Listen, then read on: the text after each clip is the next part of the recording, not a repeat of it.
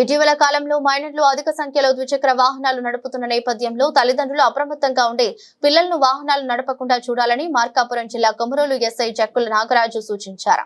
అనంతరం మాట్లాడుతూ కొమరోలు మండలంలో వాహనాల తనిఖీల సమయంలో మైనర్ బాలురు ద్విచక్ర వాహనాలు నడుపుతూ తరచూ కనిపిస్తున్నారని, అలాంటి వాళ్ళని తల్లిదండ్రులు నిఘా ఉంచి వాళ్ళని నడపకుండా చూసుకోవాలని తెలిపారు.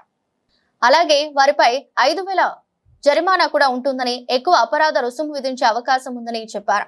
ఇటీవల కొంతమంది మైనర్లకు 5,000 జరిమానా విధించినప్పటికీ ఇంకా పలువురు మైనర్ బాలురు వాహనాలు నడుపుతూ కనిపిస్తున్నారన్నారు. దీనిపై తల్లిదండ్రులు ప్రత్యేక శ్రద్ధ వహించాలని కోరారు. రోడ్డు భద్రతా నియమాలపై అవగాహన లేకుండా మైనర్లు వాహనాలు నడిపితే ప్రమాదాలకు గురయ్యే అవకాశం ఉందని తెలిపారు. ఆపై కేసులతో పాటు చట్టపరమైన ఇబ్బందులు కూడా ఎదుర్కోవాల్సి వస్తుందని హెచ్చరించారు. మైనర్ బాలుడికి వాహన ప్రమాదంలో ఏదైనా అపాయం జరిగితే కుటుంబం తీవ్ర విషాదంలో మునిగిపోతుందని కూడా తెలిపారు. తల్లిదండ్రులు ముందుగానే జాగ్రత్తలు తీసుకోవాలని విజ్ఞప్తి చేశారు. మైనర్ పిల్లలకి ఎవరైతే ఉన్నారో వాళ్ళకి మీ ఇళ్లలో ఉండే బైకులు మాత్రం ఇవ్వటం చేయరాదు. మరియు వాళ్ళకి బైక్ తాళాలు కూడా అందుబాటులో ఉంచరాదు.